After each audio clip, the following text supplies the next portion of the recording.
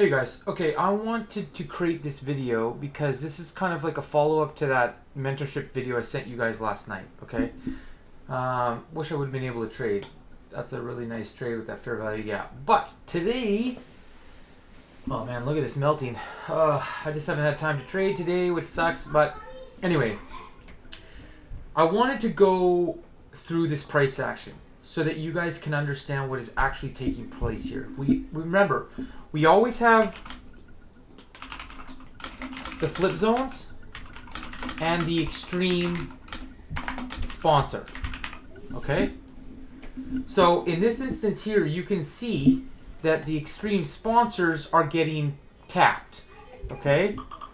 And that's all well and good, but there's also other trades in these impulses of the flip zones that I want you guys to acknowledge and understand what's taking place. So if you have an OFC and price comes into discount of the OFC, great. That's an amazing trade. That's a freaking, like if anybody caught that from an OFC, it's 45 pips. Like huge trade. You could literally pass any challenge in one trade off that trade. But, and honestly guys, this is like amazing price action. Not many times do we get perfect higher highs like this structure that you could be holding your trades to higher highs. So price is clearly in a really nice trend at the moment. But let's break down. I want you guys to be thinking about, while you're seeing the price action forming, okay? I want you to be breaking down what is taking place from the mitigation cycle. Higher high, higher high, higher high, right? But to the left is the areas that will cause mitigation. Like I told you, it will cause a retracement, right? So this is an unmitigated POI, and it caused a retracement back to where? This is the key. Where inside of this price action, from a sponsor demand perspective, how can I pinpoint where this little wick is going to actually form? And that has to do with the control. It's a new term that I'm going to be talking to you guys about. It's basically what I call like the control area of price. It means where the buyers took over from the sellers of a previous mitigation cycle, meaning this candle on a lower time frame, guys. I'm going to just go back and put this in replay mode here. On a lower time frame, this was a downtrend. And all of a sudden, for price to then make a high, it went bullish. So you went from bearish to bullish. This is key because this is now where the control of the Forex market took over from a previous mitigation downtrend cycle. And again, you could have got into a beautiful buy here, again, off an OFC and unmitigated price, right? Unmitigated price that was the sponsor again. And oh man, there's so many setups here. But let's look at what's taking place. So as price is coming up, what did it leave behind? It didn't actually mitigate, guys, the flip zone. See how some of these here, see how this little wick here mitigated the flip zone, and I'll show you that. There's no wick here. So there's an unmitigated flip zone to be had. Okay, unmitigated flip zone to be had. And if we start to go down in price action, where's the 14-minute flip that caused the relationship to go from bearish to bullish? There it is. There's your unmitigated flip zone. But what's interesting about this is you can actually pinpoint this even more. Let's go to the 2-minute chart. Where's your other unmitigated flip zone that went bearish to bullish? You have a flip zone here on the 2-minute.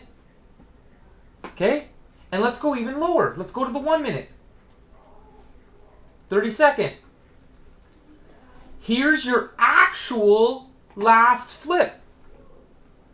There's your actual last flip. Because think about this price action, guys.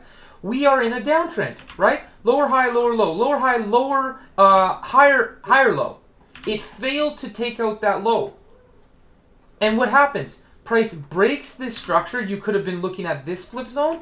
But then what does price do? It comes back into the overall market structure previous high, retraces, which it's supposed to do, and then price from this trend, remember, that's a downtrend, boom, flip zone, never mitigated. So this flip zone was never mitigated, which started the whole chain of reaction of this pullback. and price came back into that flip zone, and then what does it start to do? It starts to mitigate other unmitigated flip zones from this mitigation new cycle.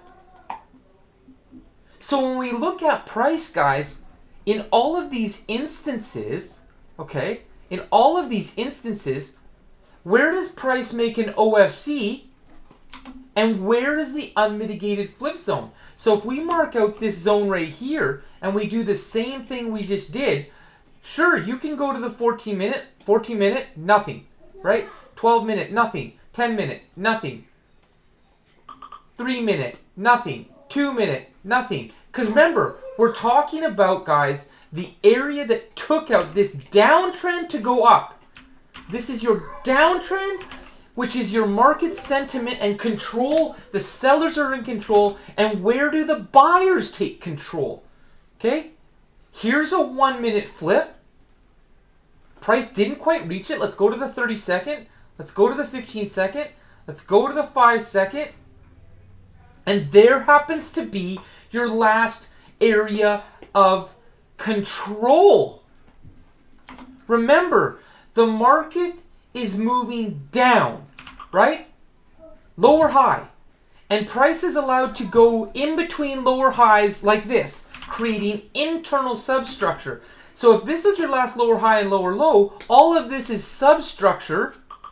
And then you have another lower low, and then price breaks out of the overall trend. And what you can start to do is if price breaks this high and comes and mitigates the flip that caused the new control, we can now be looking to what? Start a new mitigation cycle. We can literally be doing this every day like I've been talking about. So when we understand, you guys, that inside of this price action, where might this wick form from a mitigation? We know that this buy to sell is absolutely supply, and we know that it can cause a new mitigation cycle. This is a 15-minute downtrend, which could have given you a good profit. That's 11 pips, so probably a 1 to 4, 1 to 5, depending on your SL size. But let's go down to the control flip zone. Where in price did we go from bullish to bearish? Okay, and let's just keep finding that control. Okay, so we definitely have unmitigated price here. Let's go to the 30-second price, second time frame. And there was your last flip. There was your last flip. And what takes place? That started the new mitigation cycle. Right? So when we go to the 15-second chart like I teach you guys, what do we have? We have now the same thing. Price is breaking previous demand, causing new flip zones, and we can ride these mitigation cycles down to where? Their potential control. I'm not saying that you're going to take all of these trades perfectly down to the mitigation control, but that's the beauty of the mitigation cycle. Okay? So if you have any other questions, we'll be going over this in the Sunday Zoom call some more. But see how powerful it is when you look at the price action. When you actually look at the price action, right? Like, why did this start a new mitigation cycle down? Because there was a flip zone that caused the break of this, right? So when we go down into these time frames, here was a 12-minute, right? Here was a 12-minute. But if we actually go and lower and lower and lower to find the actual one that caused it, right? The actual one that caused it, oh, that's getting a lot closer. There's a 3-minute.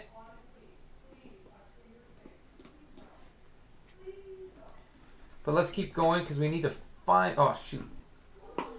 Okay, so in this instance here, if you marked this one, which I would have personally marked, you could have still, because this is basically a mitigation wick, but price basically wanted this guy here. Okay? He pretty much wanted this guy. Now, the reason he wanted this guy, and if we go lower, there's probably even another one.